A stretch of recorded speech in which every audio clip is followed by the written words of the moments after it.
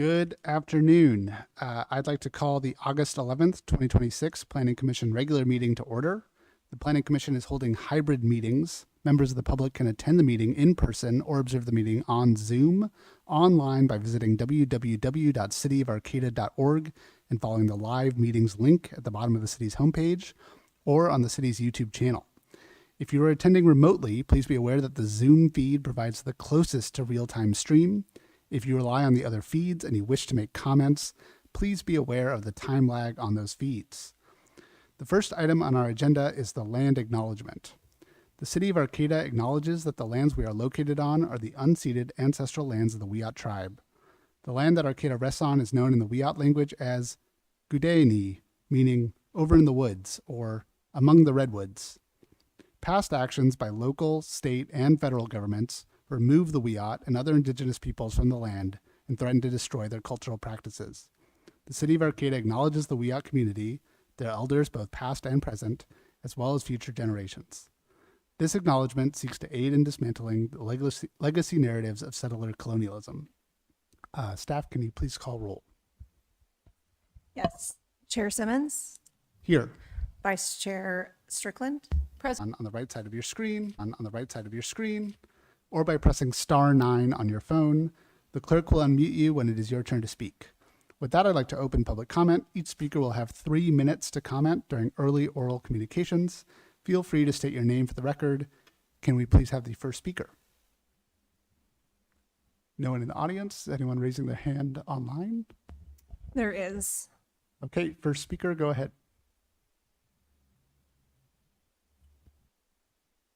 Good evening, this is Colin Fisk with CRTP. I just wanted to make sure that you all got the invitation to participate in the Week Without Driving, which is the first week of October.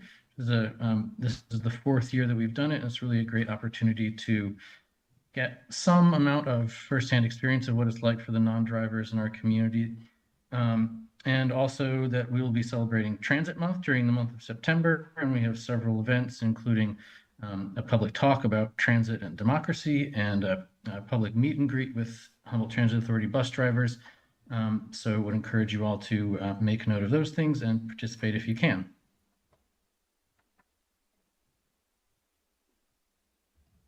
Thank you, Colin. Do we have anyone else? No. Okay, that will close early oral communications. Next on our agenda, we have the consent calendar. We have one item on consent, which is to approve the Planning Commission meeting minutes from our regular meeting held on June 28th, 2026. I'll now accept public comment. Is that the correct date? I feel like that is not the correct date. Let me double check that. It's July 28th. Thank you. July 28th, 2026. I'll now accept public comment on the consent calendar. Is there anyone who wishes to make a comment in person or online on our consent calendar? No one in person. Anyone online wishing to comment on the consent calendar? No. Okay, that closes public comment on the consent calendar. Do we have a motion to approve the minutes from our last meeting? I move to approve the consent calendar. I'll second. Okay, we have a motion and a second. All in favor? Aye. Aye. Okay, that moves us on to public hearings. We have one public hearing this evening, which is to approve a minor use permit for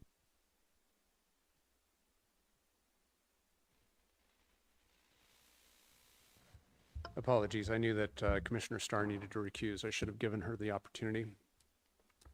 If you have questions about the information that was presented previously in the staff reports, I'm happy to address those.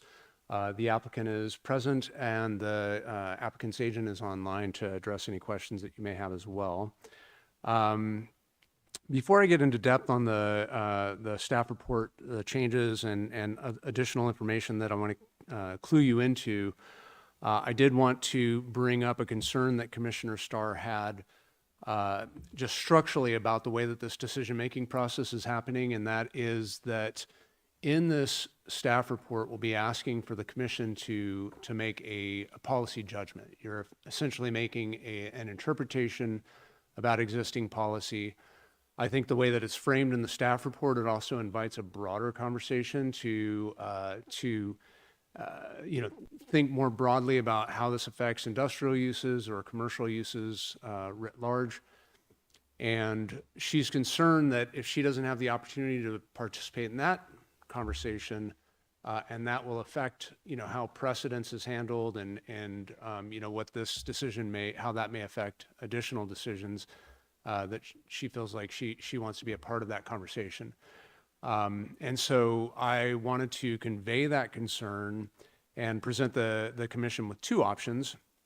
One would be that you allow for that consideration, that you don't take action on this until you can have a broader policy discussion that you could involve Commissioner Starr in, and then from that policy discussion, you would then leverage into a decision on this project. That process I would offer, if you wanted to get into policy that's going to address all potential projects that may be affected by AQ1, policy AQ1, that should actually be more of a lengthy discussion that involves the city council as well. The Planning Commission sits as the legislative body. The city council sits as the legislative body and makes legislative decisions and, sets that policy tone. The Planning Commission does have the authority to make interpretations of code. And so there's a nexus there, I think, on this particular policy.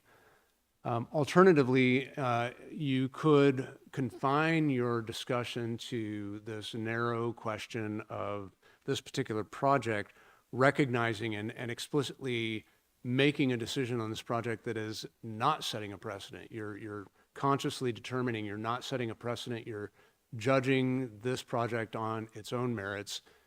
And then we can set that follow-up policy discussion for a later time. And that would involve the entire commission. And I would offer that could involve, making a recommendation to council that council can then weigh in on a more lengthy and in-depth dialogue about policy AQ1. I would recommend you take the latter approach, but I wanted to present those options to the commission and have you, before we get into too much depth, give some recommendations as to what direction to go on that. Thanks, David. Does anyone have strong opinions on option 1 or 2 of what David just described? I'm sorry, but I need a little clarification. That was a long set of 2 options, and they folded over each other a little bit for me.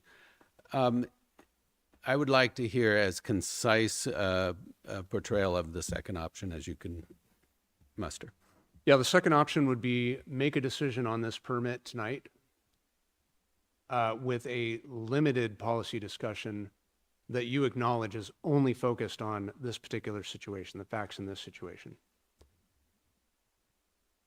Yeah, go ahead, Peter.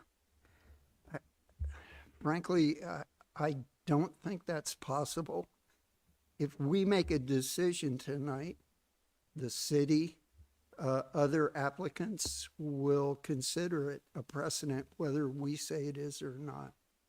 I mean, I can imagine another applicant coming and saying, hey, you approved this or didn't approve it for somebody else. You can't change your mind with me.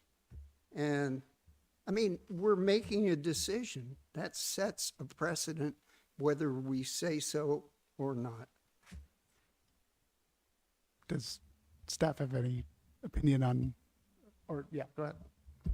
I do just want to say we're here right now, and if there are additional discussions needed, which there may be, I mean, there are such things as like legal non-conforming uses where we had staff or the council has made a decision where there wasn't policy in place yet, so it technically is consistent with code, right?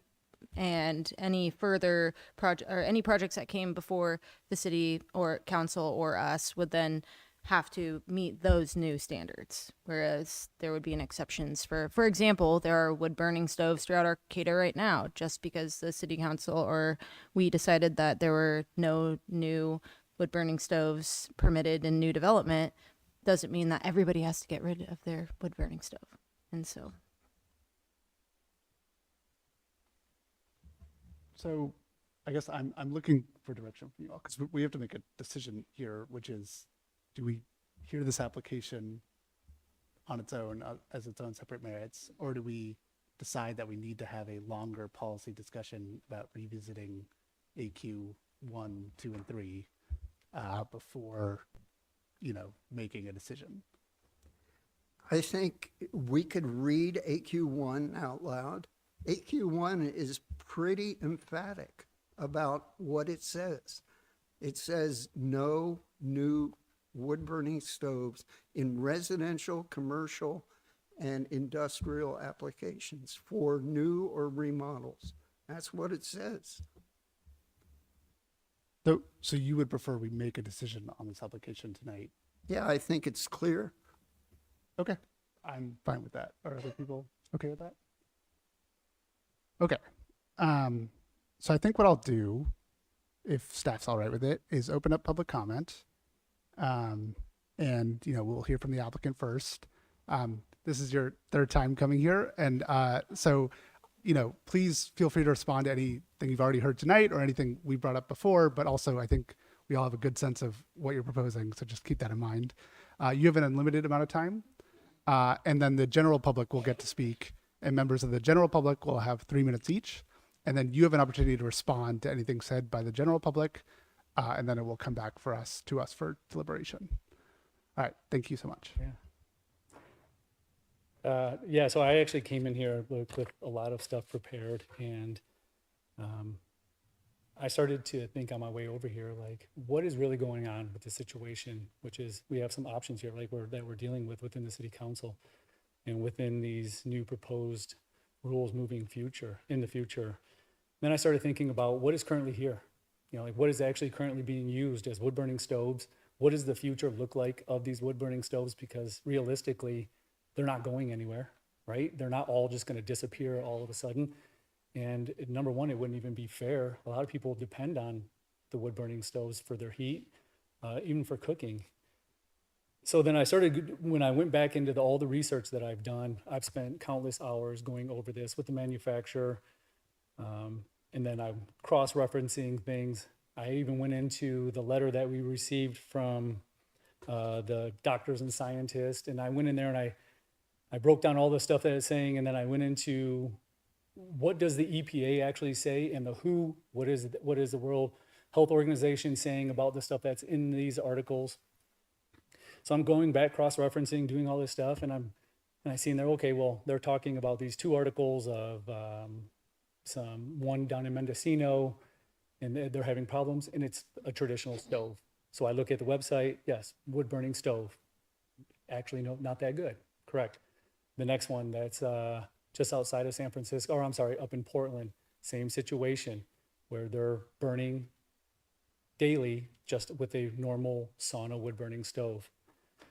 So then it just goes back. I think what this really comes down to for me now is, there was a period from 2009 all the way through 2025 where the EPA was running a program called the Burn Wise program. And they've done a lot of research, and we all know that the EPA is not perfect. It's not everything is as direct and as true as it needs to be. But one thing that I did learn from that, and it just made me stand stronger on what's happening here, is that this really comes down to the technology of these new units, and that the future of Arcata and Humboldt and all these other rural areas could potentially be using, instead of saying no, like gasification systems are the way of the future if we are still going to burn wood.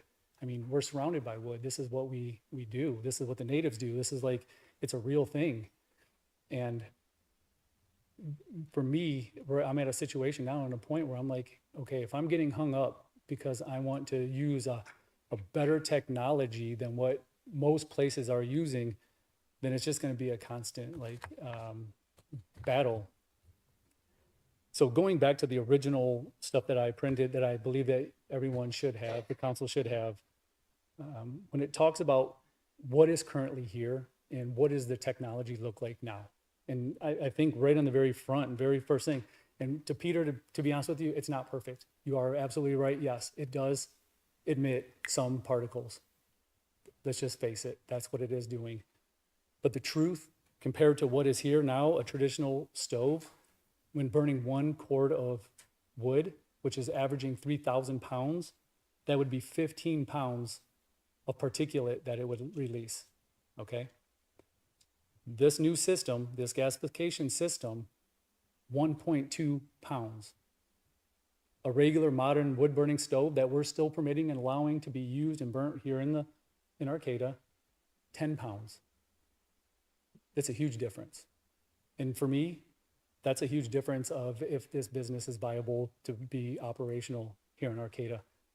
I ran the numbers, and if I'm to be forced into using gas or electric, it really is going to hinder the ability to run not only a profitable business, but to actually start to break even. And then I started thinking, Peter, more about what does it look like with the particulates that these units do emit. And I thought, well, how many people could be affected? Is it every single person in Arcata going to be affected by these units that I'm burning? And then I started thinking, well, they can just start using the sauna because that's going to help a lot. And my goal is to have anywhere from 300 or 200 to 300 people using those saunas monthly, hopefully more. That right there, and the health concerns of what we're talking about, if we're starting to talk about a break even or even above that, I think that having these saunas, using these systems is going to benefit the community more than not. So, I mean, at this point, what I'm looking for is I'm even open to a level of approval where, hey, you know, I've got to use a certain level of dried wood. It's got to be tested, or I'm open to ideas, but in order for this business to operate, it has to be, for me right now, the gasification system and the new technology that they provide. Then that's what I'm hoping that the council will approve. Thank you. And just so you know, we're a commission. Commission. Sorry, Yeah. Commission.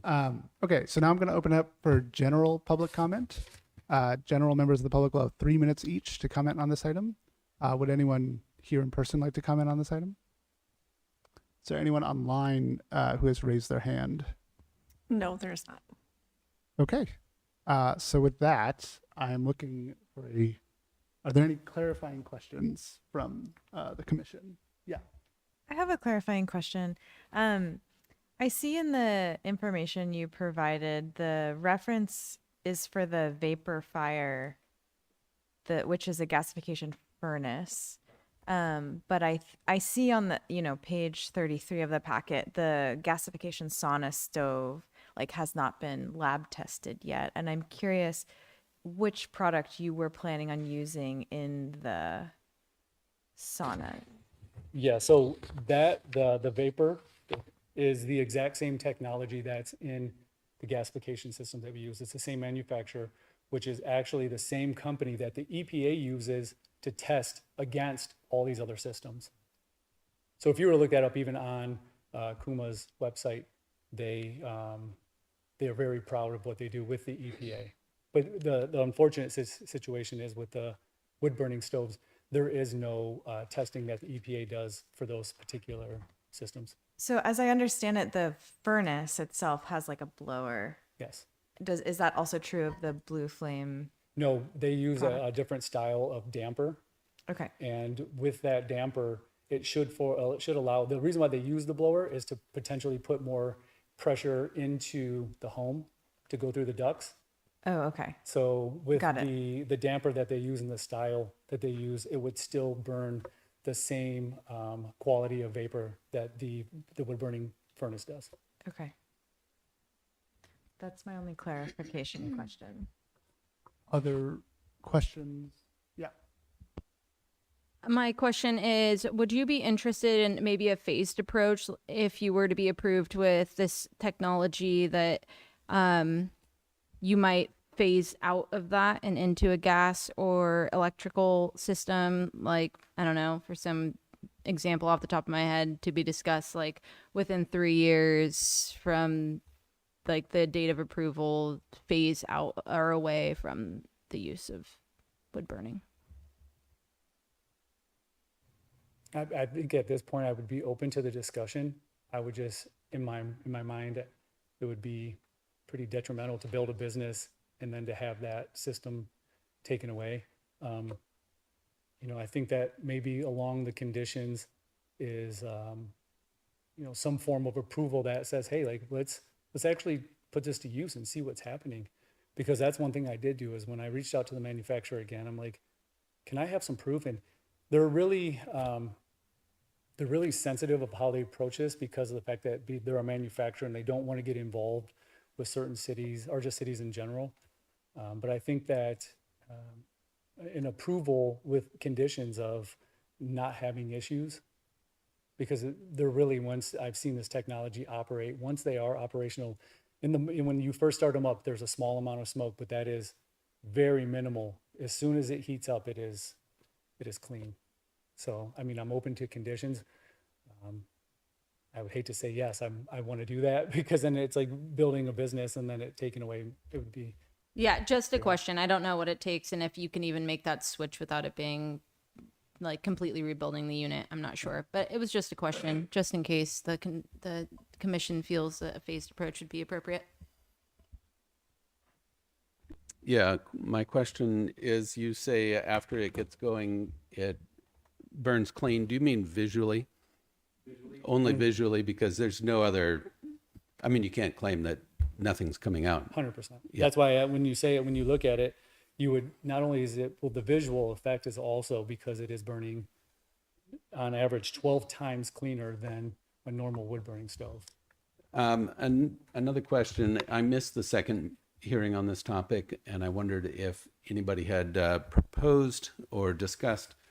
I read about some cities that have wood burning stove bans, and they clamp down on them based on air quality control for that day, which, as we saw in the graph, is mostly January or December and January, where there are just no burn days, like flat out. I don't know that the city of Arcata has ever pondered that, and I don't know if you guys discussed that at all in the second meeting, and how that would affect your business if you just had if the red flag from air quality says it's a no burn day, you just don't light your stoves that day, which the graph showed is about 30 days a year or something between December and January. That actually sounds, I mean, we're then at that point adhering to direct health and safety of the community. That's something I'd definitely be open to. How did staff feel about that idea? I think that, that's a reasonable condition of approval that, may go to address some of the concerns.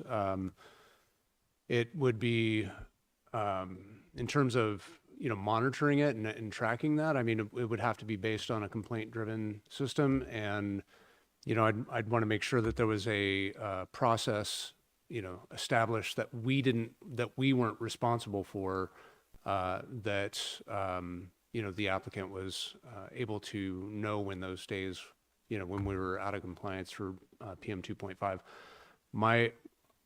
What I suspect is, and Peter's probably done the most research on this, but what I suspect is that those data are retrospective, that they're gathering the data and then publishing it after the fact. So I don't think there's like an air sensor that's like making a siren go off when we hit, non-attainment. So it'd be,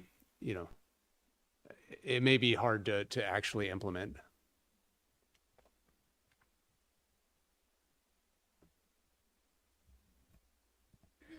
Looking, any other? Can I also address the Yeah. question about the precedent that potentially would be set? And I just wanted to address the concern that Commissioner Lehman raised. This is an ongoing policy discussion, and so if there was a decision made tonight, that may be interpreted by some as having set a precedent. You all can say you're not setting a precedent, you're basing this on the facts that are presented today on this project itself. but then you're also going to have a follow-on discussion to resolve how this policy should be interpreted. So I think to, Commissioner Strickland's point, it's akin to, decisions that were made in the absence of, policy guidance, that then new projects that come forward have the benefit of that policy guidance. So I genuinely think you can act on this without fear of having some other applicant come forward and say, well, you have to give it to me because you gave it to him, or vice versa. I had a question about my phasing, my question to the applicant about a phased approach. And so if anybody wants to jump onto what David just said before we switch topics.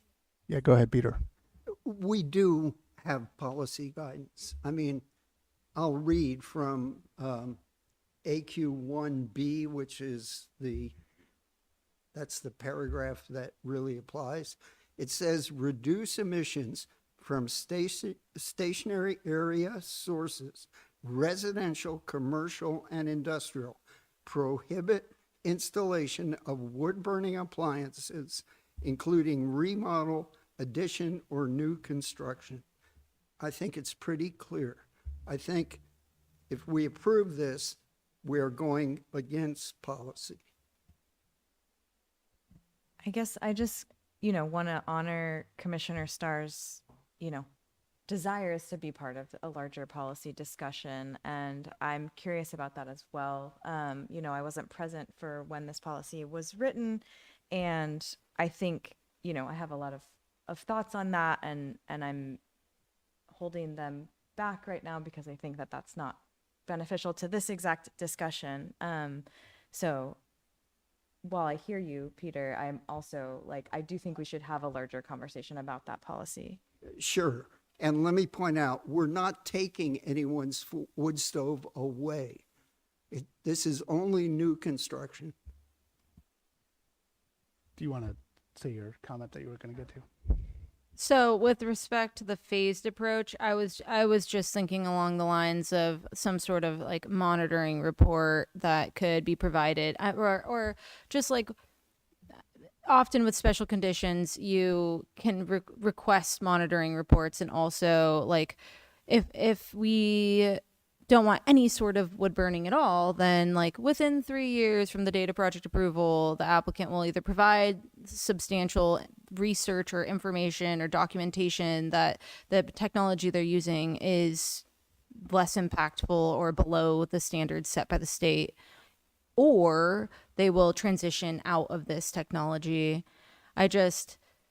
I see a lot of red tape here, and I know we are here to speak for everyone, the community, and a lot of the community, if you're paying attention, want to see businesses come into places, especially like South G Street, which is one of the few areas that this is where this is suited for, I guess I would say. So I just will say I'm not comfortable completely denying this proposal tonight, but there's 5 of us, so. Yeah, go ahead, Dan. Conversely, I'm not comfortable overriding a policy that is as clear as Peter just read. And I appreciate the concept of a further discussion about how we interpret policy. The applicant would have the opportunity to appeal to the city council on this if he's denied here tonight.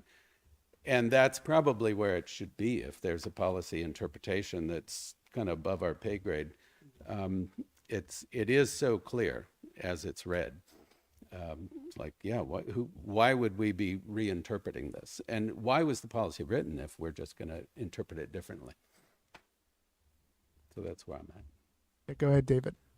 Yeah, I just wanted to kind of circle back to the discussion I think we had the first time around.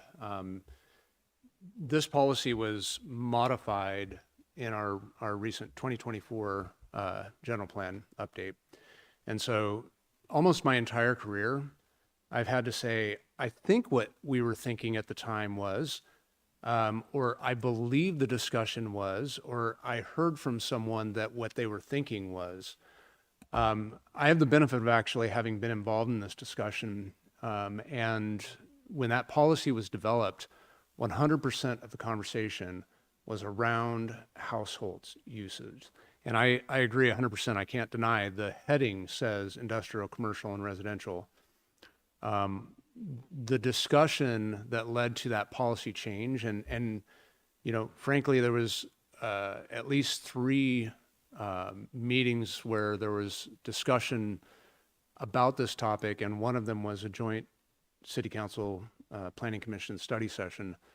All of that conversation focused on how is this going to impact residential use of these wood burning stoves. And so my belief, my feeling, having lived through that and through those conversations, is that the intent behind this policy was to address sort of the more pervasive application of wood appliances, and that is in residential uses, not in the one-off, you know, wood-fired pizza place or wood-fired sauna places, that those are not going to become pervasive. The intent behind that policy was not to eliminate PM 2.5. We're not doing that with this policy. The intent is to move us in the direction, the good direction of reducing PM 2.5, PM 10. And so based on that, I would say that my interpretation, if it were left to me, how I would interpret this is that the heading was left behind when the policy discussion happened. A policy decision was made that doesn't address fully the application of that policy, and that, you know, in retrospect, I would interpret that, given what I know now, that this policy doesn't necessarily apply to these applications. That's what I attempted to do in this staff report, in the findings, and I've done that in strikeout and underline, based on the commission's direction from that first meeting, which was, hey, you know, we'd like to know how could we approve this if we decided to approve it. So what I've done in this staff report and in the findings and conditions is provided you a pathway for approval if you wish to do that. I think it's also perfectly reasonable to forward the conversation to the city council, as Commissioner Tagney suggests. If you wish to do that, I would strongly recommend you not deny this project and have the applicant go through another application process to appeal it, but just refer this to the city council and tell them, hey, look, we can't make this policy decision. If you truly don't think that you can make the interpretation, I wouldn't ask you to make that decision. Go ahead, Peter. David, I respectfully disagree. I was there too.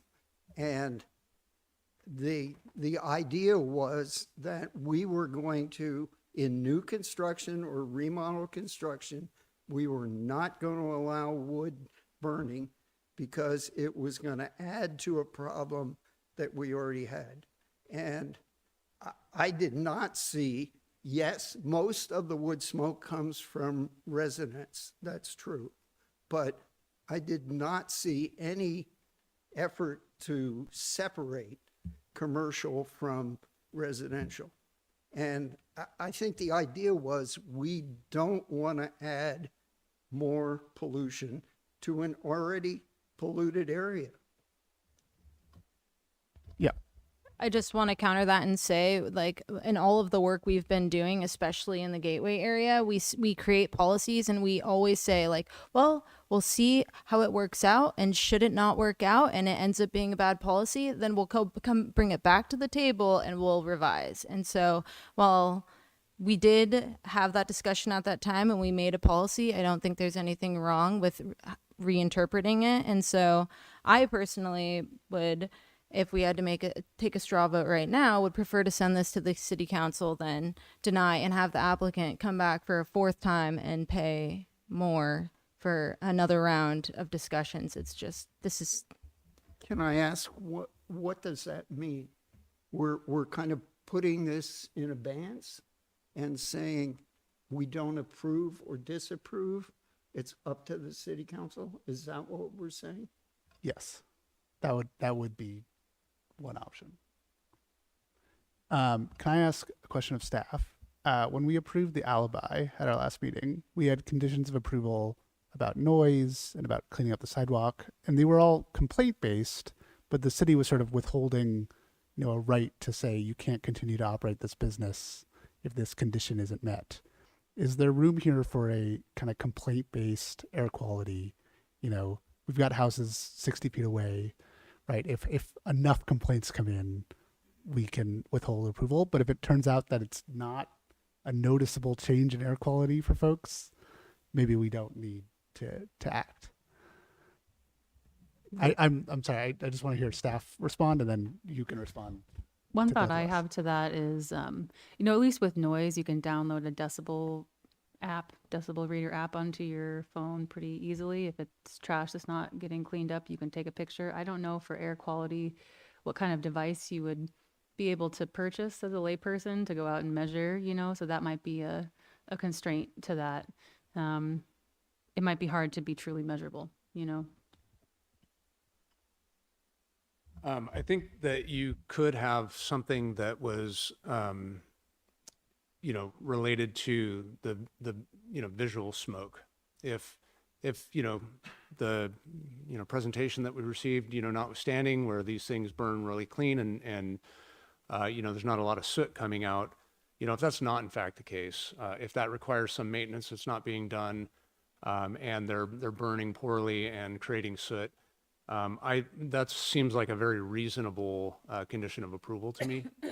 And I do agree with Dilo that it's not really necessarily going to address the particulate matters that are coming out, but it will give a complaint driven system that allows us to address visible smoke. I've been thinking on Commissioner Strickland's suggestion to having some sort of a report that comes out at some point in the future. I'm not exactly sure how to incorporate that, in particular because I don't know what the methods are that you would use to evaluate these. I think that the information that the applicant provided goes to address the pounds of soot, and there may be a relationship between the amount of soot that comes out and the amount of particulates that come out, but I just don't know what that is. And I think that, that's one question that, may be instructive if the, commission is so inclined to approve it, to have some sort of, report that documents, as Commissioner Strickland had said, that, that there is this relationship and that there is in fact, significant reduction in those particulate matter. Yeah, go ahead, Peter.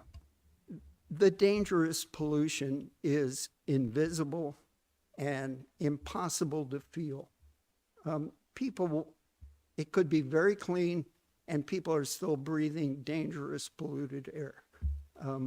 And you're right, Dilo, the measuring PM 2.5s, it is not trivial and it's expensive.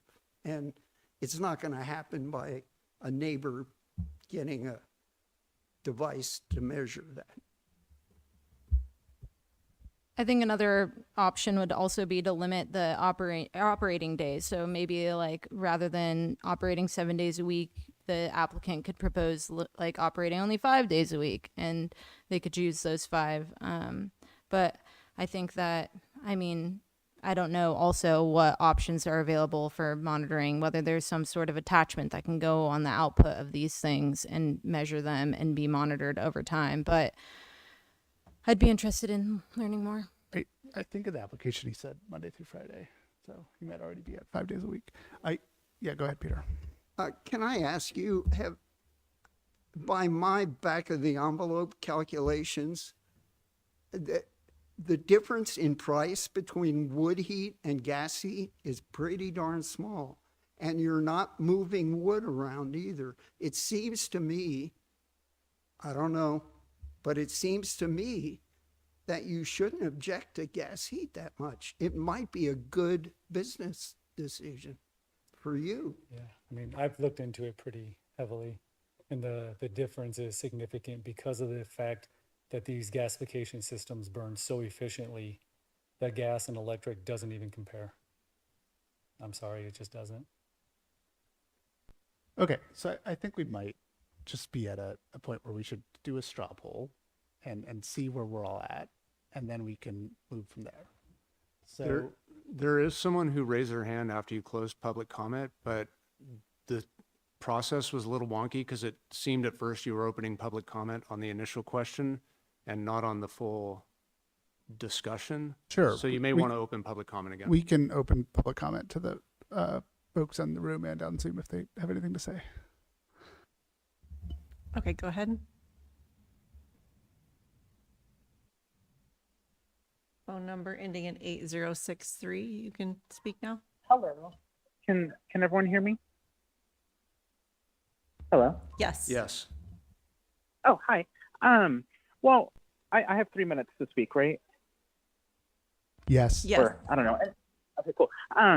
Well, I just really want the commissioners to think really hard about this because the burning of the wood is actually really not that big of an air pollution problem. I would, side with you if we lived in Los Angeles or if we lived in the Sacramento Valley where there is a legitimate air pollution issue. But here in Humboldt Bay and Arcata, we don't have an air pollution issue at all, if any.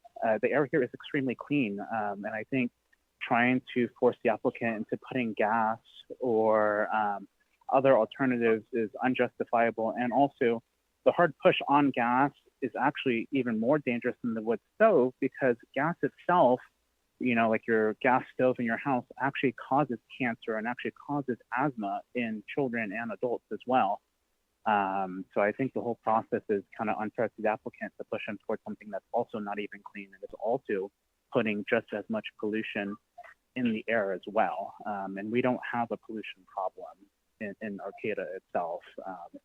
And I feel bad for the applicant because, we do want new businesses coming into town and especially in the Gateway area, that can really promote business growth and economic growth. And this is a very unique business model that would attract people to our town, not only from in Arcata, but, college students or people from Eureka or people from Fortuna. And I would really hate to see the commissioners squash this over something that's not actually factual.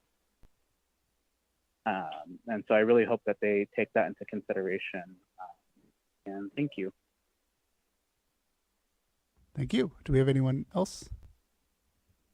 We do. Okay. Go ahead, Ivy. Thank you so much. Can you hear me all right? Yes. Excellent. Hi, everybody. My name is Ivy North, and I'm speaking tonight on behalf of the North Coast Growers Association, the folks that bring you the farmers markets and the Harvest Hub, serving local food producing farmers. I want to just start by saying that I already submitted written comments on this topic, so I'm just sharing some notes tonight as a short version of that letter, just to be sure that it's said out loud as well. Our comments connect two things that the city is already working on, your AE and AR zoning codes, and a report the state just Ivy, finished. you might Yes. be commenting on a item that we have later in our agenda. Oh, fantastic. Okay. Is this Well, about I will a just wood burning sauna? Nope, these are general comments. Yeah. So I think you might be commenting on our third item on our agenda. Okay, I will stay tuned. Okay. Thank you. Thank you. Okay. Any other public commenters? No, there's no one with their hand raised. So where I was at was that we should just vote and see where we're at, and then that way we can move from there. So straw poll, who is in favor of approving this item with the conditions of approval that staff has laid out?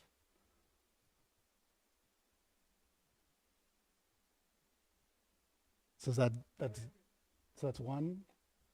I would approve it with revised conditions. Okay. Peter is a no. I would approve it if there were a condition that the heat needed to be gas or propane.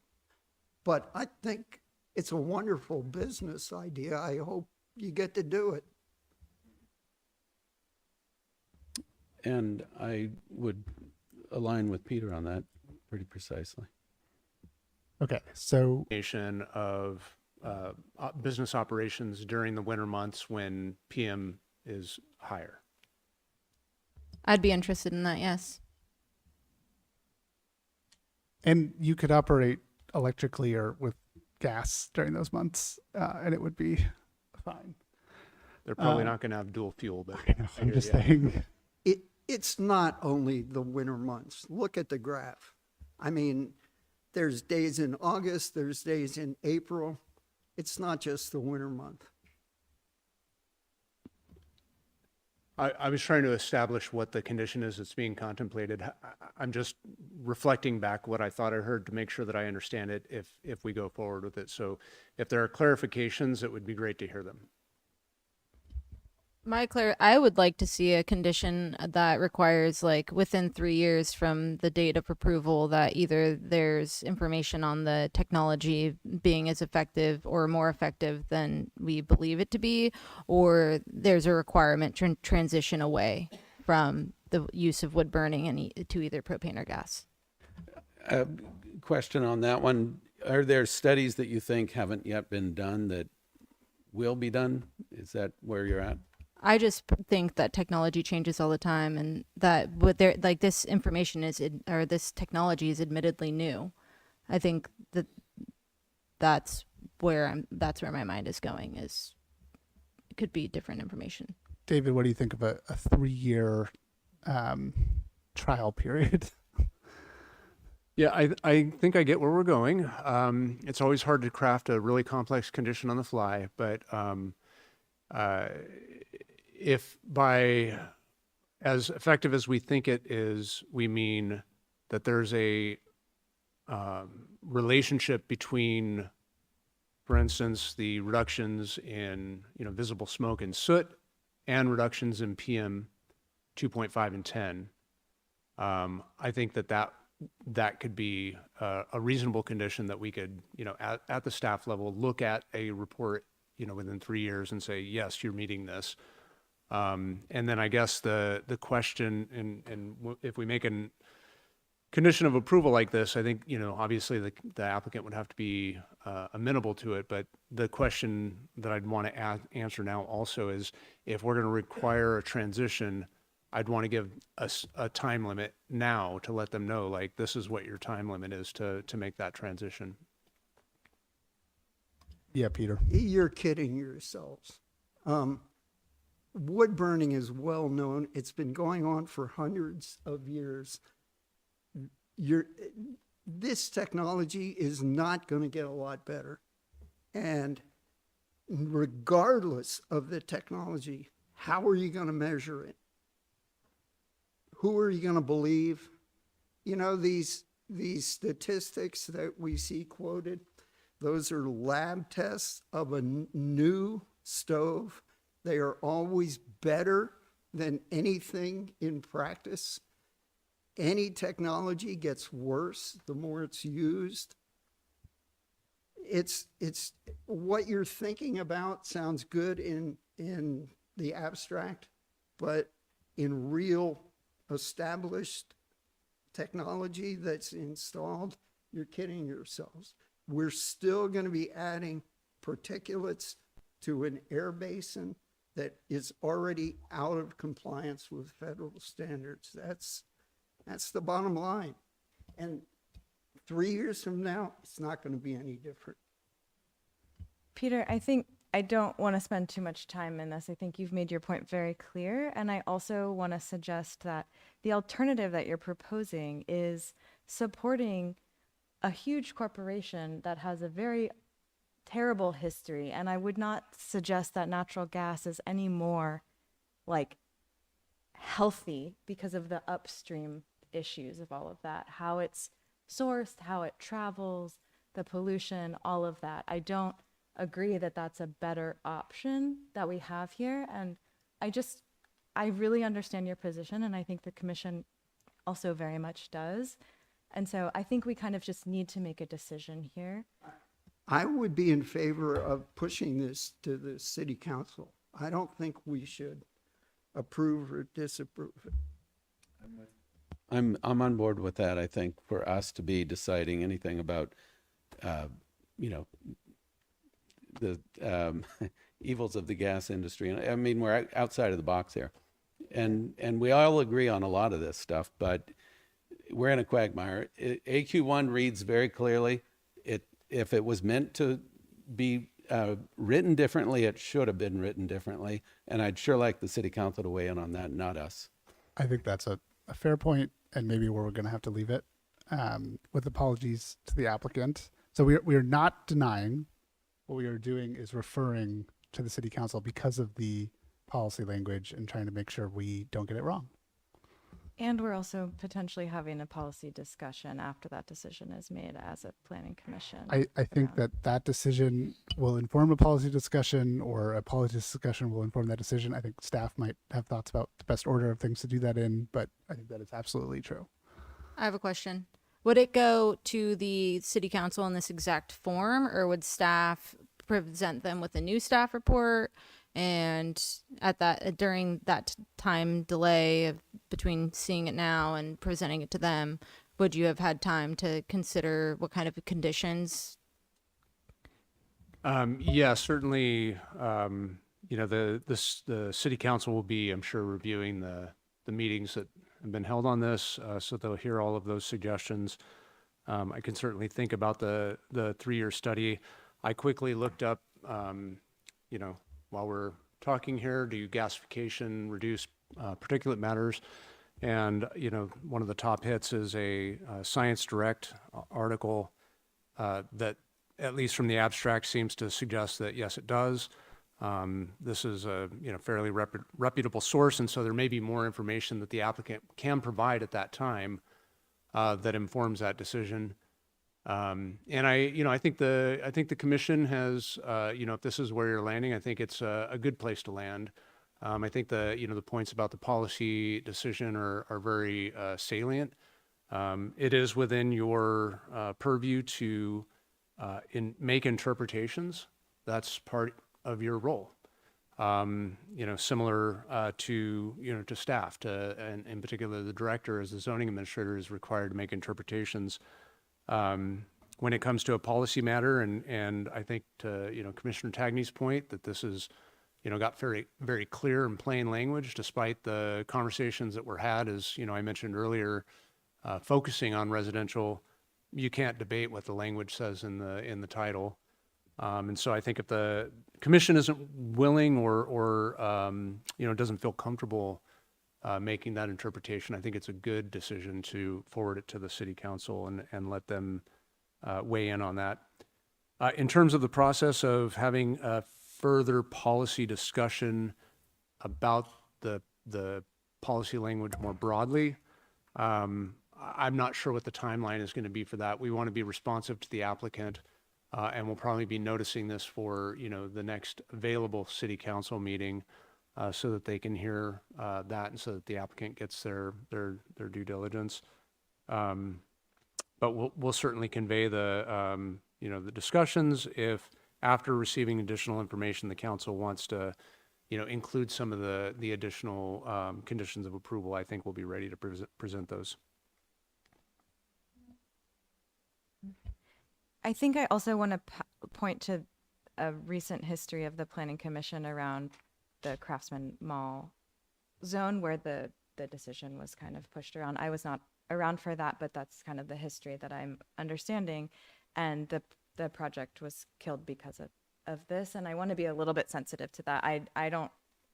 I'm landing here in this moment saying, like, I think we should probably push this to council, because it seems like we're not at the point of making a decision tonight. But I also just want to remind us that sometimes when that happens, a very viable project can die. And I hope that that's not the case with this, and that you would accept it kind of being pushed to a larger body. Just a comment. Noted. So do we make a motion to do this, or is it just? You certainly could. I think the motion would run something along the lines of the Planning Commission is deferring its decision-making authority on, the contrast therapy sauna manufacturing at 40 South G Street. I make that motion. Second. All in favor? Aye. Aye. Aye. Thank you. Moving on. We have a business item. Our first business item, which is to, oh yeah, and welcome back, Commissioner Starr. Our first business item, which is to elect a chair and vice chair of the Planning Commission. Before we open, I want to say that it's been a pleasure serving as chair. We elect chair and vice chair annually. We were actually due to do it last month, but we didn't get it in time, so we're doing it now. And does anyone want to serve as chair or vice chair, or want to nominate someone to serve as chair and vice chair? Yeah. I'd like to nominate you to remain as chair, if you're willing and able. Yeah, Peter. I'd like to nominate you, Abby, to serve as vice chair. Okay. Does anyone have strong opinions about me and Abby just continuing our current roles? I love Go that for it. idea. I like the idea too. I think I you're like it. both doing a great job. Okay. Can we please get a motion to that effect? I move that Matt Simmons and Abby Strickland be chair and vice chair for next year. I'll I second. that. Go ahead. I second that. Okay. We have a motion and a second. All in favor? Hi. Aye. Aye. Okay. Did you want to see if there was any public comment on that? Oh yeah. Sorry. I'm realizing that we're late. Okay. So we got a motion and a second. That is my mistake. This is why, guys, are you sure you want me to be chair? Okay, we have a motion and a second. We voted, but it was premature. Is there any public comment on that item? Is there anyone online? There is no hands raised online. Okay, closing public comment. Can we do a real vote now with having heard public comment? Aye. Aye. Aye. Aye. Aye. Okay. Sorry. Thank you very much, everyone. Okay, that moves us right along to our second business item, which is a land use code updates development standards discussion. Can we please have a staff report? Yes. How is everybody feeling? Because this is going to be dense material. I Feeling feel good? like it could be continued to another night. I want to get through some of it. I meant more like bathroom break, but yeah, we could anything. Agreed. Like, let's hear it. Let's Okay. hear you out. Okay. Yeah, and we are already at 6:30, so I will try and be succinct, especially because I know we have public commenters waiting to give comment on this. Okay, so the purpose of this discussion tonight is to get preliminary guidance from the commission on some of the draft standards in the updated land use code. We have received the draft, and we are looking for providing early engagement from the commission and the public on this before the full draft is released, probably sometime in September. We're hoping for something somewhat informal. We're going to kind of jump around, but we're trying to structure some of the most important and complicated decision points for you in a way that we can really hash it out. So what we're planning to do is present, I believe, 5 different topics where we'll provide some background, the conversations we've already had with you guys and the city council on this, provide relevant general plan policy. And then I'll present, or David will present. We'll ask for a straw poll or some kind of indication of your feeling on this, and then we'll go on to the next topic. The plan is to hold public comment sort of at the end of that, but defer to the chair about what seems appropriate. So in a nutshell, these standards matter because they have a huge impact on the ability of people in the community to build housing and develop their properties, and to what level of development intensity they can do so. We've definitely received feedback from the Planning Commission and Council that they want to double down on our infill policies and increase density in our urban core. And so this is sort of our first attempt to do that. And we have some options for, do we want to push the envelope farther? Do we want to dig deeper into this? Or are we comfortable with kind of the first cut? And I'll pass it over to David before we delve into the topics, because he wanted to run us through some sort of like thought exercises related to these standards. So This next couple of slides is from work that Lisa Weiss has done for us. Specifically, Cal, their architect that's working on this project, took the standards that we drafted, and then they did some test runs on actual parcels that exist in Arcata, and then provided some visuals and kind of findings to test out, like, how do these standards interact. And this harkens back to the discussion that we had through the Gateway Area Plan, where we eliminated several different kinds of standards. Floor area ratio was one of them, because what we've noticed over the years is that oftentimes you can max out one standard and still have a lot of room in another standard. And so the ways these standards are interacting with each other on a parcel by parcel basis doesn't necessarily play out the way that we thought they would in advance of, when we were making the findings. So there were some actually kind of shocking revelations that came out of this model testing. And Cal went into almost every iteration of type that we have. I'm just going to show you a couple. We have some reserved in the back if you want to explore those more.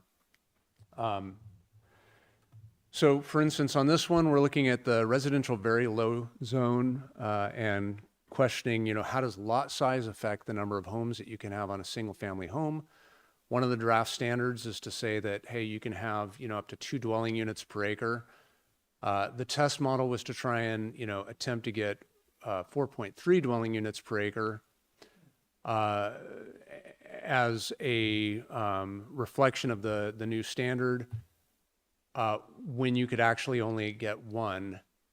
You maxed out site coverage with this one, and yet the floor area ratio didn't hit the max. And in fact, with this particular scenario, it would take a density of 9 units per acre to get 2 units on this property. So if our intent was, let's take these really large residential, very low density properties, add a little bit of density, something that's not going to mix it up too much, maybe just say, hey, you can have 2 units per acre on them. That doesn't, in fact, address anything. It doesn't change the number of units that you could have. And while you're maximizing site coverage by doing this, you're getting nowhere close to FAR. So there's a conflict between floor area ratio, site coverage, and density. Another quick example in the residential low density zone, this 7,150 square foot example that they use to test the model is actually our most common residential low density parcel size. So, we range from, about 3,000 to, some I think get up into about 8,000-9,000 range. But the typical is 7,150. The density would have to be, for this particular parcel size, 12 units per acre in order to hit that 2 dwelling units that we were envisioning if we were doing it on an acre basis. And the floor area ratio at that point is 0.47. So if you increase the floor area ratio, one of the things that we've been talking about is increasing residential density in low density zones in order to make the standards work together. If you said that you could have 3 units, allowed by right on a residential low density parcel, you would have to maximize the floor area ratio at 1. And even then, I think that would limit the size of the building in order to get a higher floor area ratio, or the result of having a floor area ratio would support potentially 3 stories, whereas the height wouldn't necessarily support that. So I'm sorry, I'm going to skip over the next couple here. I think you're getting the point. So what we want to do next, and I'll transition this back to Dilo, is to talk a little bit about each of these development standards. And we want you to think of this as an iterative exercise. Make some decisions based on each of these density, lot width, setbacks, et cetera. And then as we think through them, understand that we might have to come back and say, well, maybe we should eliminate floor area ratio, or maybe we need to maximize, double, triple floor area ratio in order to accomplish the same goals we thought we were accomplishing with the densities. Does that make sense? Okay. And I guess one question, just to make sure we're all on the same page, is there any commissioner that wants a refresher on any of these standards and, what the difference is between them, specifically maybe site coverage and floor area ratio? Does everyone feel confident they understand what those standards are and the difference between them? Okay. Okay, so tonight we are going to be focusing on a small subsection of overall Article 2. You have the whole thing in your packet, but it is an overwhelming amount of content, and so we are just going to talk about these items on the slide tonight. Residential density, so basically how many units are allowed. Lot size, which impacts how many units you can get, because often it's related to the size of the lot. Setbacks, where can your buildings be located and how close together can they be. Site coverage, which is basically permeable surface allowances, and FAR, which is how much total floor area can be built. There are a lot of other standards that guide development as well. We will be, of course, giving a chance for the Planning Commission to explore those. I'm imagining we probably will do something similar to what we did earlier in the year, where commissioners are invited to submit topics of interest, and we can kind of try and pull what's kind of rising to the top for people. But tonight, these are the ones that we wanted the most guidance on. So thank you for playing our little game. Okay, so we are going to start with the most straightforward topic, in my opinion, which is minimum lot size. We don't have a whole lot of choice points for this one. Long story short, the smaller the lot size, the more opportunity for unit development there is.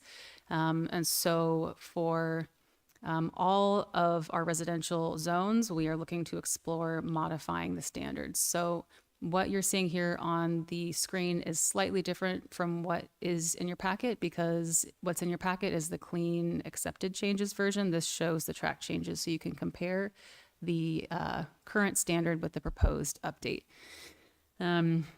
So essentially what staff is proposing, which seems to be sort of like our comfort level with pushing the envelope of how low can we go, is to make a minimum lot size of 3,000 square feet, which residential medium density already had this minimum lot size. Residential low went all the way down to 4,000 if you could get a 6,000 square foot average. So this isn't a hugely significant departure. But I think for residential very low density and residential low density, this would allow for a significant amount of new subdivision. There are about 70% of the lots in Arcata that are large enough to subdivide with these standards, although the majority of them are built out already. There are only about 120 vacant RL and RVL parcels left in the city of Arcata. We're looking at that for the housing element. So we're pretty built out.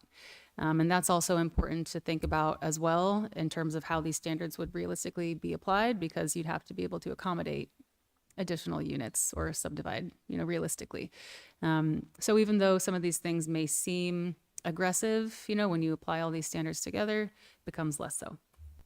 So the first general question is, can we get a straw poll vote on this concept? Is there generally support for this? A couple of considerations that we've been kicking around internally are thinking about the Whaley House project that we saw a few months ago. That was a case where they were just under the minimum lot size to subdivide. They were about 11,000 square feet.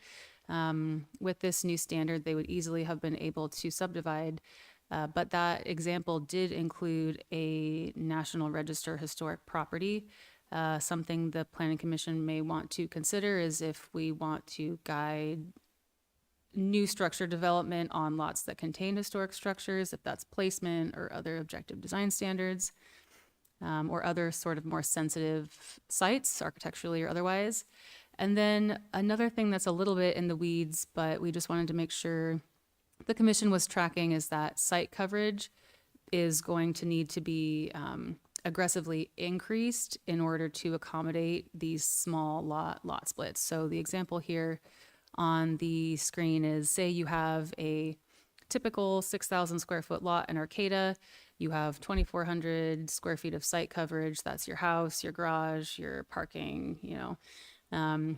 If you have a large enough backyard that you can split it into 3,000 square foot parcels, you're going to end up with one resultant lot that has 2,400 essentially square feet of site coverage on a 3,000 square foot lot, which gives you a very high site coverage. So that is something to consider, is how reducing these lot sizes may impact other standards as well. In the draft updated code, and page 57 and 58 of the packet have this updated table if you want to follow along. Lisa Wise has accounted for that in part by allowing up to 65% site coverage for lots less than 4,000 square feet in RL, and then increasingly larger site coverage for small lots in RM and RH. So I believe that is the end of this particular section. So yes, please, questions and comments from the commission. Yeah, a question. So on residential medium and high, you've got 30 feet as the minimum width and 3,000 square feet as the minimum lot. So you'd need 100, it'd need to be 100 feet deep to get you that. Maybe, I mean, are many lots 100 feet deep? Typically not. I mean, well, some of them are, but you might also be able to, that's just the very minimum lot width. So you could do 40, you could do 50, and therefore your depth would be proportionally smaller as well. So I think it would just be giving maximum flexibility for a unique case where you could go that deep. But yeah, that is maybe not a typical lot dimension. So maybe even, I don't know, reducing the 3,000 to 2,500 or 2,400. Yeah, and that's something for the commission to consider. So I think part of what they're asking us is this right, or should we go farther? Or, and I think, Yeah. And I, now that I'm thinking about it too, it's hard on the fly to think about like a typical lot size, but if 60 feet was our previous standard for RL, and 6,000 square feet is our typical, average square foot parcel size, that would indicate 100-foot deep parcel, if that makes sense. So, you could theoretically just split an existing parcel down the middle lengthwise and make that. It is feasible, is my point. As long as it didn't already have a house that spanned that center line, huh? Correct. And many of them would, right? So our intent was, to provide as much flexibility as we could. Yeah, Dilo, the total coverage question I thought was always a permeability environmental concern. How do we fix that if we're going to increase the coverage to what we're talking about, 75% or something lot coverage? Are there bioswales? Are there things that then kick in or something to mediate for this? Yeah, that's a really good question. And that's something that I've been thinking about as well, because there is an environmental component to it. One of the things that I don't know if Lisa Wise was thinking about, but maybe they were, is so they have only increased the site coverage allowance to 65% from 50% for RL. That would mean probably a lot of permeable pavers, I'm guessing, which is a way to address that. The way we regulate site coverage is that there are certain exceptions for permeability, that you can use. So that would be one way to address that. I also, this is a little bit out of my realm of expertise, but low impact development standards would also still apply, which require a certain amount of on-site infiltration as well. So that would be an additional layer of like regulatory oversight that we kind of hold in partnership with the engineering department, and that would obviously still need to be met. So that would be, you know, rain gardens or swales or other ways to retain that water on site. If I could just add briefly to that, that, you know, many of the lot splits that we're likely to see in Arcata are going to be small lot splits, you know, single lot going to 2 lots. We're not likely to see large subdivisions. If you have a small lot split like that, you're not triggering like a massive LID review. You're still required to, you know, meet your stormwater requirements, but I think that, you know, the way to think about this is maybe in terms of, you know, maximizing land that is, you know, already developed, i.e. infill, and recognizing that that infilled land is, you know, ultimately going to have lower permeability, but that is the standard, that's the trade-off that you're making for not, you know, annexing green space in order to do this. And, you know, we could certainly have engineering or environmental services come back and talk more about the, you know, LID implications, but, you know, I don't think you're getting a whole lot of infiltration, you know, from yard space. And that's really what this is intended to do. I think that these standards are more driving towards our, you know, community character, the way that we feel about the neighborhoods and the built environment. And so it's like, the question is, you know, do we densify or not? If we want to densify, we can't, you know, densify and also have lots of open space. So you're looking for a straw poll from us on how we feel about this? Correct. And your plan is to go through each one and then take public comment, and then we'll just move forward with the discussion. Yeah, exactly. And so the way we were imagining it would go was a fair amount of discussion would happen before public comment, but then the commission would have the chance to reflect on what they heard. And, you know, staff could be asked any follow-up questions or if they wanted to respond to anything that came up. Okay. Does anyone have comments on this, or does it look perfect? Do you want it to go farther? Is it going too far? Yeah. So I guess raise your hand if this is, yeah. I might change the minimum for residential high to 2,400. I mean, is that nuts? Help me out here. So it's not nuts, but it is a little bit of, you know, a numbers game in the sense that, so RM and RH, 25 dwelling units per acre, 50 dwelling units per acre. When you get this small of a lot size, you know, an acre is about 43,000 square feet. So it's like a tenth of whatever your density is. So it does result in like, well, you can have 2 units, you can have 3 units, even if it's RH. So that's the trade-off, but there isn't any harm apart from that I can think of in providing that flexibility to folks too. So that's the only thing I would be considering.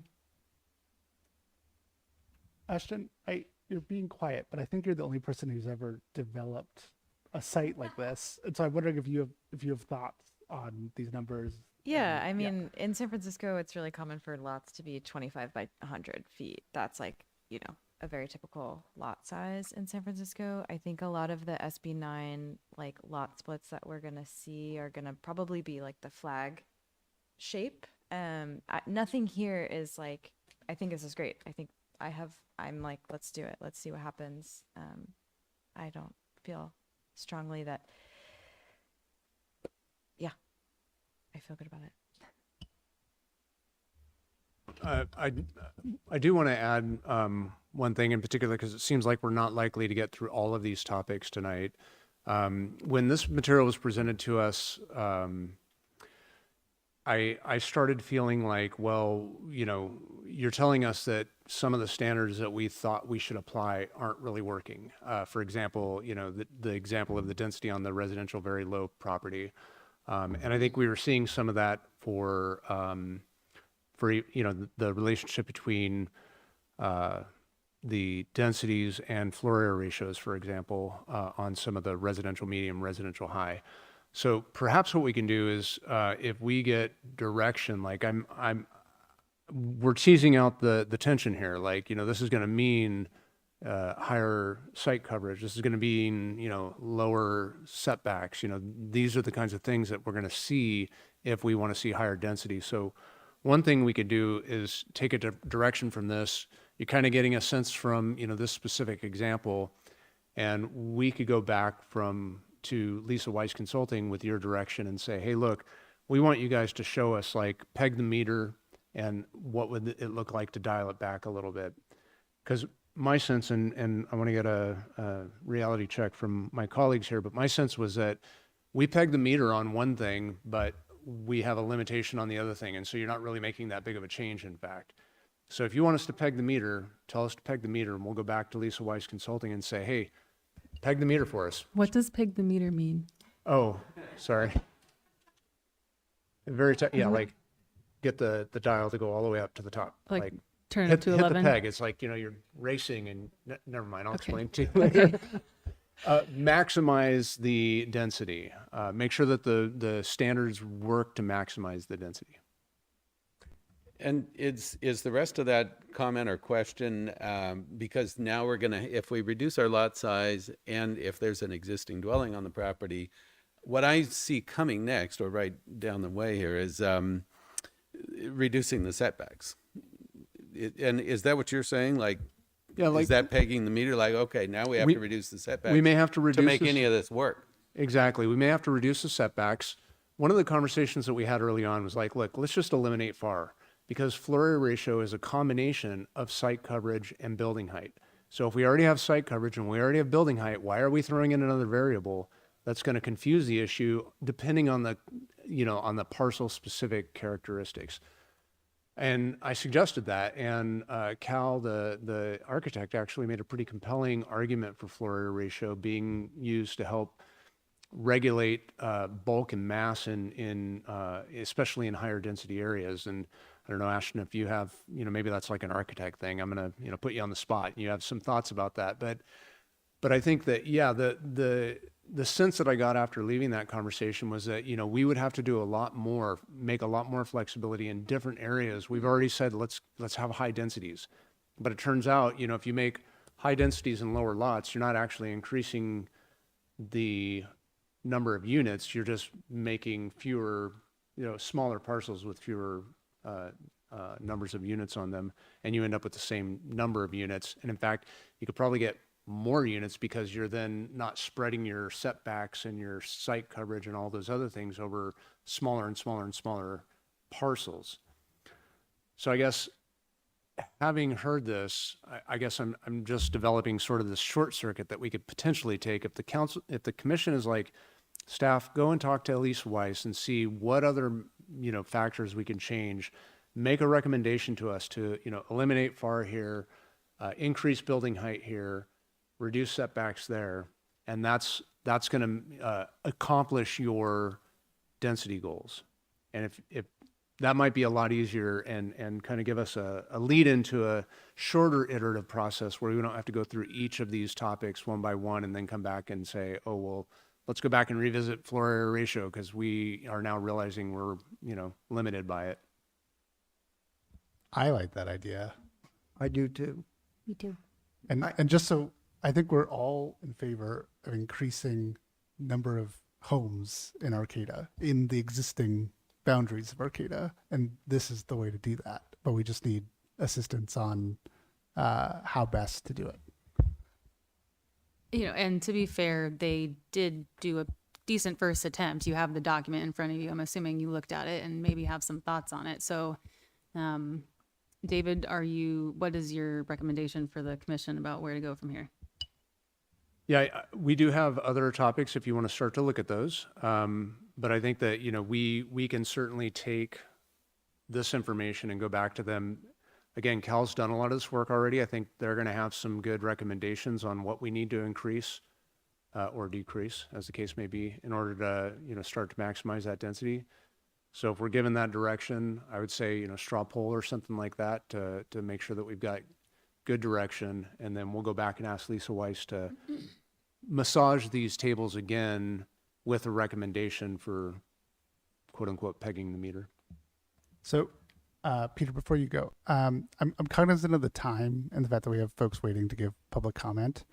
I think what I'm leaning towards is opening up public comment, and you can comment on what we've already talked about. You can talk about any of the 5 topics that were in our packet today.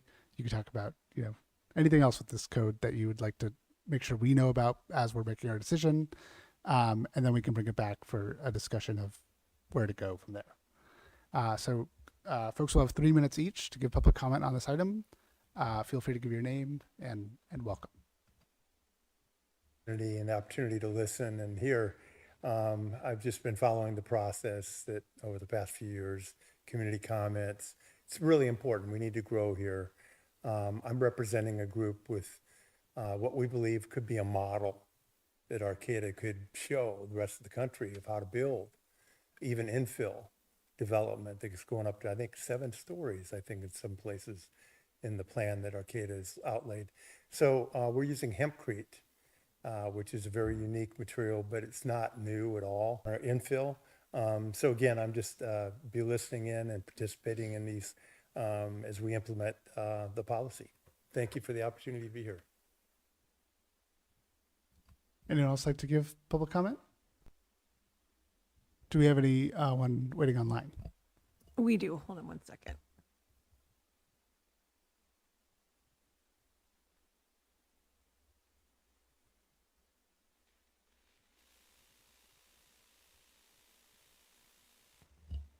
Go ahead, Ivy. Hello, everybody. Can you see me all right? Yes. Great. Hello, once Or again. hear you, but not see you. Sorry. Hear but not see. Well, so it is.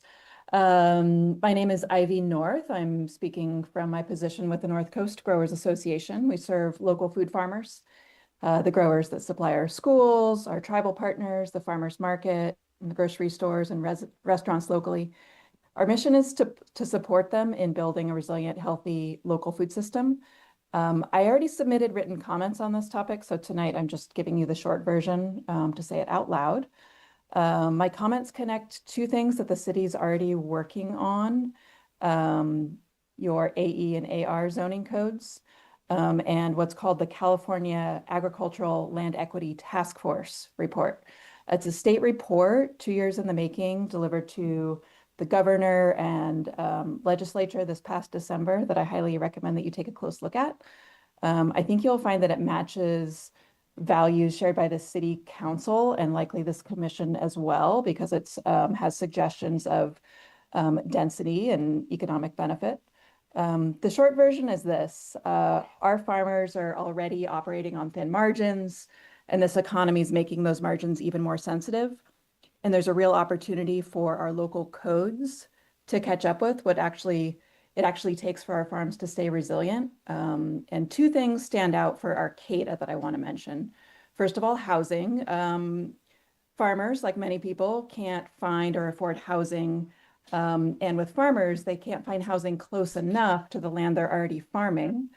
And rather than renting 2 separate parcels, the report supports accessory units, farm worker housing, and movable tiny homes on farms specifically. So these are low impact fixes that you'll see don't pave over good farmland, because that's a big passion of mine, and we definitely don't want to see that. Second is agritourism. The Humboldt County's most recent marketing and tourism strategy that came out maybe a month ago or so leans on farms, farm stays, and on-farm events. But our short-term rental rules make that hard legally. And the comments submitted flags this tension that I recommend that the city take a look at, basically some exemptions or benefits from farmers to be able to add these. And so there's this organization called Community Alliance of Family Farms. They're the largest nonprofit in the state that supports farmers.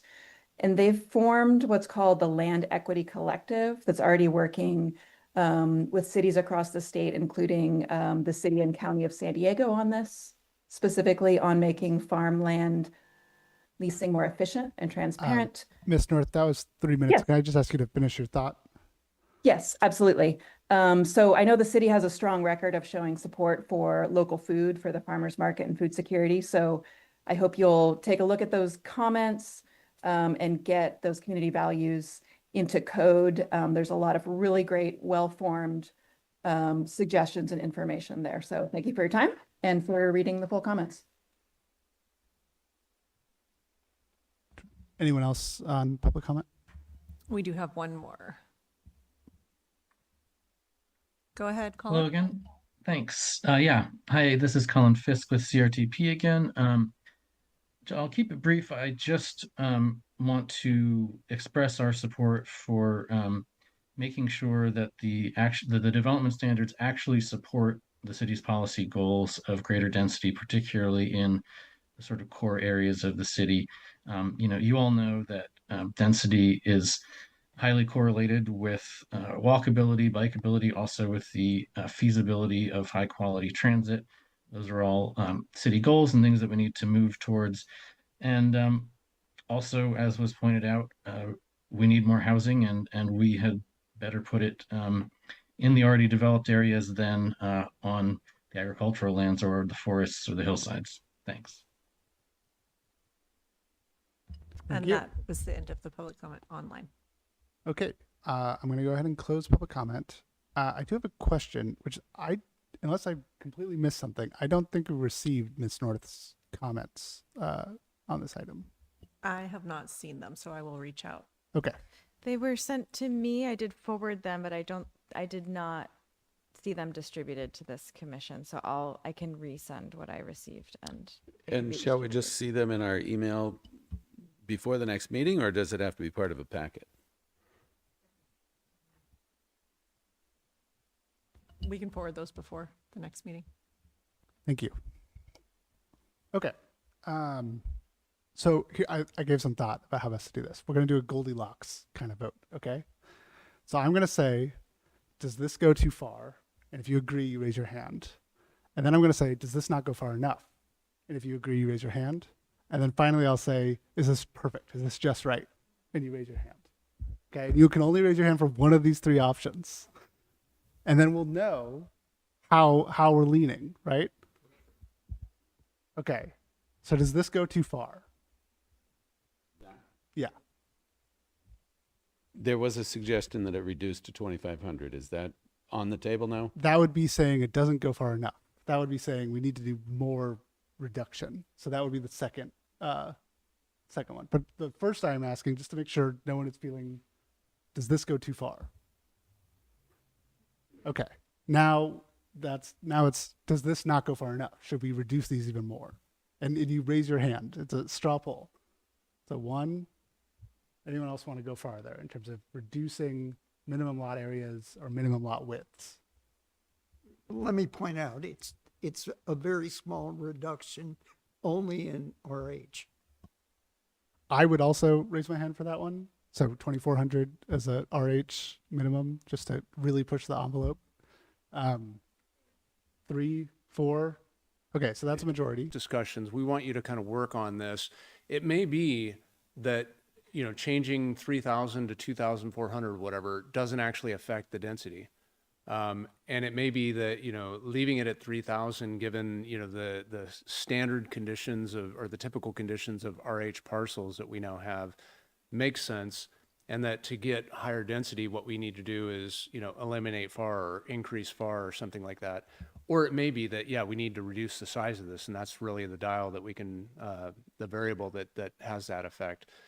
So what I think, what I would love to see a Goldilocks vote on is, in general, what you've seen in the staff report, what you've heard today, did we go too far? Did we not go far enough? Or are we on the right track? On the right track is largely going to leave us, I think, with where we were before we made any changes.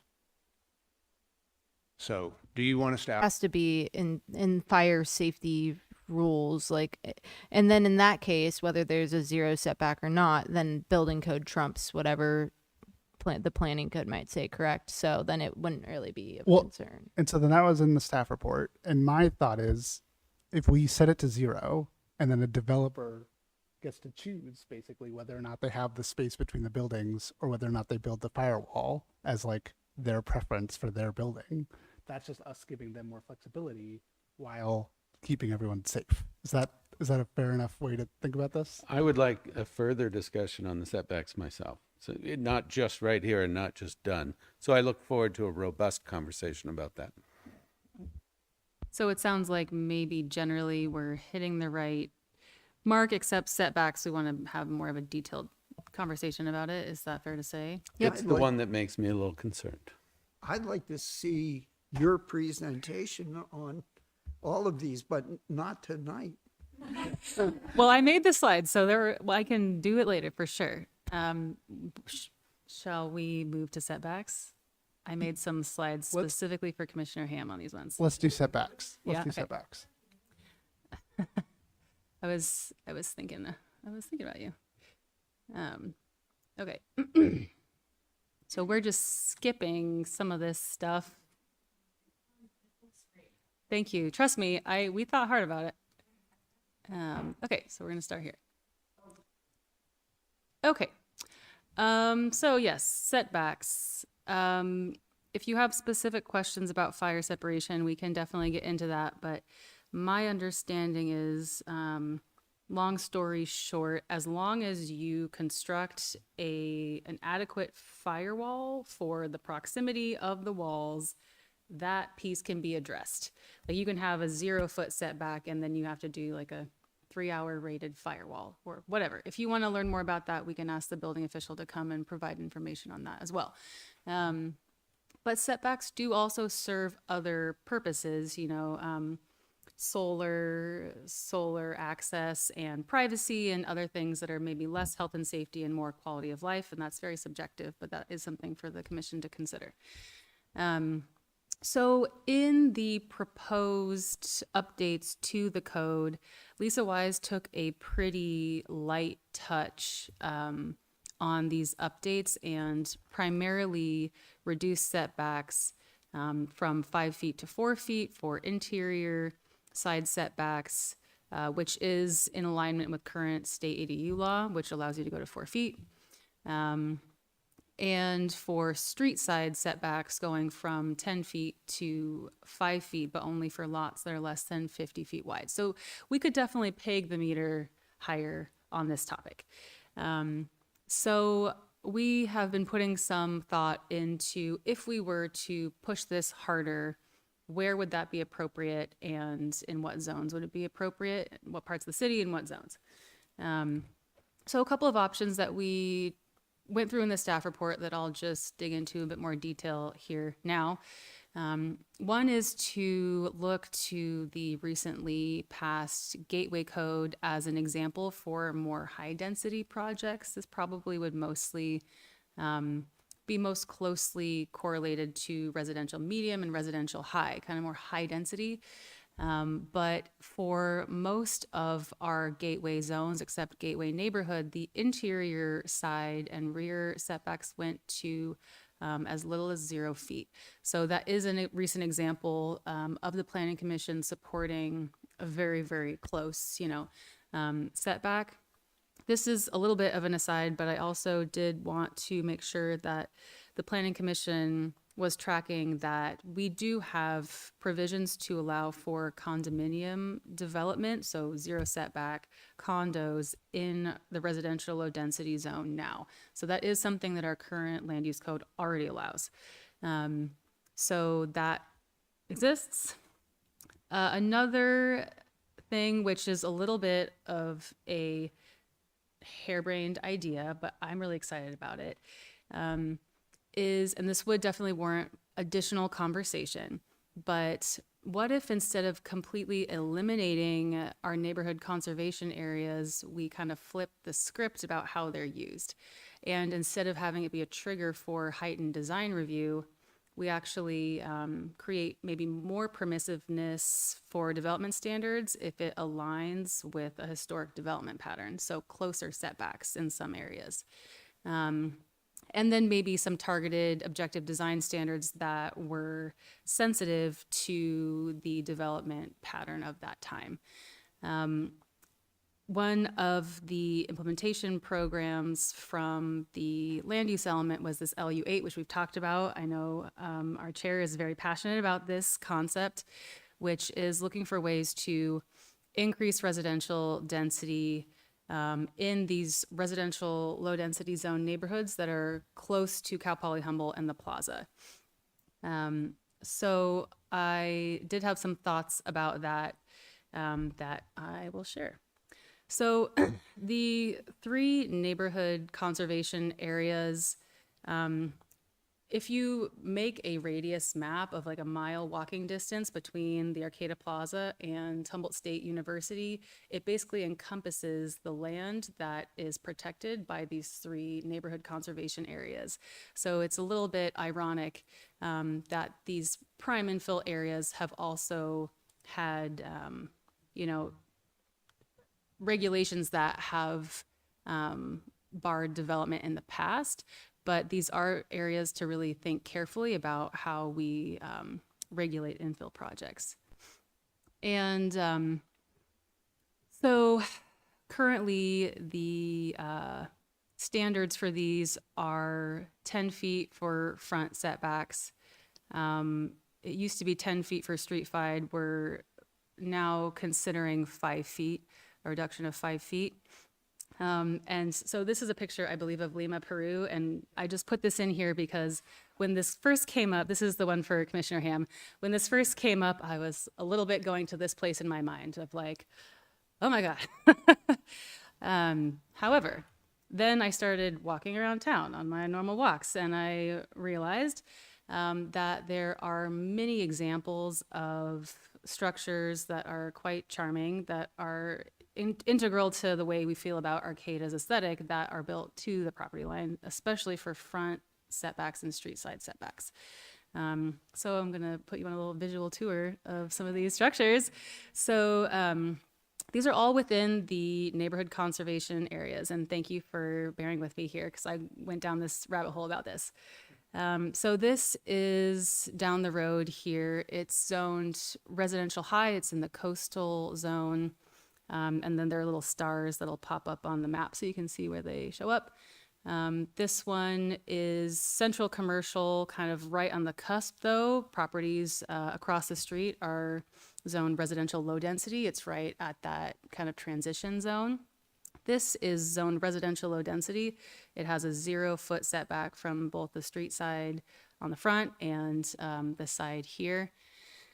And then this property is also pretty close to the plaza with the dragon topiary, and it has a 0 setback line. This is commercial mixed zoning.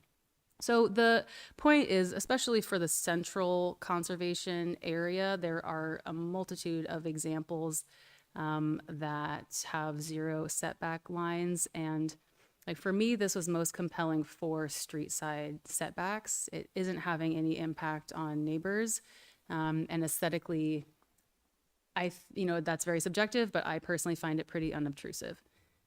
So it seems like for some of these zones, these standards are more closely could more closely mirror the 0 foot front and street side setbacks that already exist for central commercial and commercial mixed. So that's something for the commission to consider. If we want to push this farther, that might be one thing to consider. It was a harebrained scheme that I had. Another thing that I thought about was, well, maybe that's just the central commercial area where there is a mix of zone types. You have a lot of central commercial and commercial mixed zoning. What about these other 2 neighborhood conservation areas where most of the parcels are zoned residential low density? So this is on Union, just a few blocks south of the university. And you can see there are multiple examples within a few hundred feet of each other of 0 foot setbacks. And again, this is another one on 13th close to the university. And then this is 16th up in North Arcata, where the majority of the structures on this block face have a 0 foot setback as well. So this is just to showcase that, you know, this does exist. And if you were interested in exploring 0-foot setbacks, that's a couple of ways that we could see that happening with pretty minimal neighborhood impact. So that's something for you to consider. We also could just go even further and make it apply to all, you know, residential low areas or other parts of the city. My personal recommendation would be, like, it seems like it would be a lot more palatable in these areas where it isn't a direct neighbor impact for residential low density, but that is for the commission to decide about where that line is. So those are the slides on setbacks, and we are happy to get a sense about what your concerns or ideas might be. On the zone too, so I'd say this is a question, two questions. If we're gonna go farther, would we go farther in more areas beyond these 3 neighborhood conservation areas? And then, yeah, would we also consider interior side and rear would be the 2 where you would likely begin to see a fair amount of pushback and concern if it, you know, got farther along and there was more attention paid to it, would be my gut, but that doesn't mean that it's an objectively bad idea. And then I guess my other question is, you were talking about RL, right? But you could do this for, say, RM and RH without doing it for RL. Yeah, absolutely. And you know, people in the RL zone get to keep their, you know, a little bit of extra space. Yes. That is the whole purpose of RL. But then people who want to live in a more walkable, you know, denser part of town get to live in a place that we haven't built yet because it's hard to build when there's setback requirements making it hard to build there. Is that a, yeah. Yeah, there's so many different ways to go with this one. And we can get a general sense and then come back with more options too. One thing that I did want to also make clear is that, you know, having reduced setbacks can definitely make it easier to, say, build an ADU.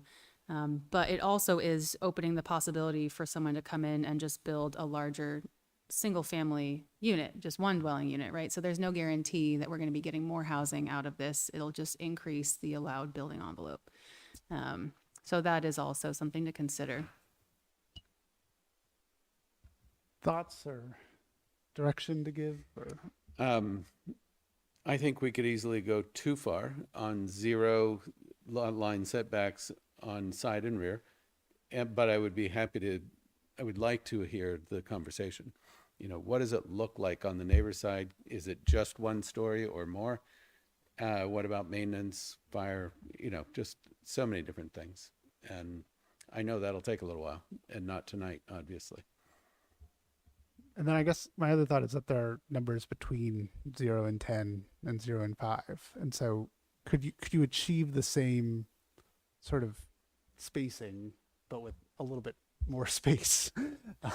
Yeah. And one thing to think about as well is, I believe for the purposes of fire code, like 5 feet and 5 feet, so a space of 10 feet is kind of like the magic number where you don't require any sort of firewall. After that, like, you're already kind of in, you know. So if we're reducing it to 4 feet and 4 feet, they're already going to have to do some kind of fire protection if we reduce it to 3 feet. So any reduction under 5 feet, we're already jumping into that territory of having heightened, you know, like, review of fire separation. Yeah, I just want to say thank you for all of those photos of, like, the local context of 0 lot line development. I think that's really useful for this commission to see. I think, you know, to your comments of, like, building bigger single family homes, like, totally possible, yes, but I also don't know that that's the market that we're in. So I do kind of see the 0 lot line option as being able to allow for, you know, different and more unique types of development to exist. I don't have a lot of concern about the rear and interior lot line being at 0, as I've kind of suggested already. I think there are considerations with constructability, and, you know, like depending on the layout, you need to place a window somewhere. It can't be on that zero line. You know, there's a lot of considerations around like how it could actually functionally be built there. So I don't think we're going to get these like mega block things happening.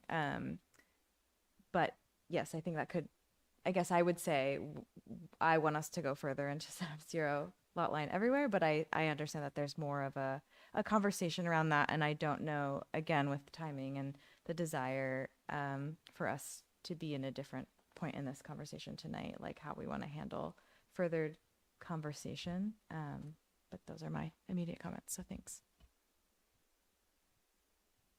So I think Ashton and I are in a go as far as possible kind of mood. Is there anyone else who is in that? Yeah, so that's Wendy. And then Give me the details first. okay, but I think what we're telling staff is please come back with details about how can we go farther. I feel like, yeah, it's clear we want to explore this more and you want to see it pushed farther, and then we can think through what that would be like. So yeah, and maybe we'll see if Joe Bishop, our building official, could attend next time and provide his expertise. Great. Okay. It's almost 7:30. Do we want to try to tackle another topic, or do we want to feel like we've given good direction so far? Was there anything else that people had like a pressing, like, this is completely wrong, we need to address it tonight on one of these topics? Staff, do you feel like you have direction to develop this? Is there anything you feel like, why haven't they brought this up? It was so glaring in the staff report and we haven't talked about it. Okay. So with that, speak now. I think I'm going to close this item for tonight. Thank you for the discussion. Okay. Moving on, we have correspondence and communications. Do any planning commissioners have correspondence or communications? Does staff? Yes, we do. So we'll bring this back at your next meeting. So you'll be seeing this again coming forward. And then I also wanted to just give you a heads up that the Planning Commission's City Council study session has been scheduled for September 23rd. We're looking for a location, but it's likely going to be at the D Street Neighborhood Center so that it's a little bit more informal and just more open for the community. And that'll be on the housing element and affirmatively furthering fair housing. So you should be getting invites to that. It'll be the 23rd from, I believe, 5 to 7. So. Excellent. Thank you. Yeah. I've just got one item, No. and that is that Jennifer Dart, our deputy director, was appointed the director of community development, and her contract was ratified by the city council at their last meeting. And so I'd like to hand over the director badge.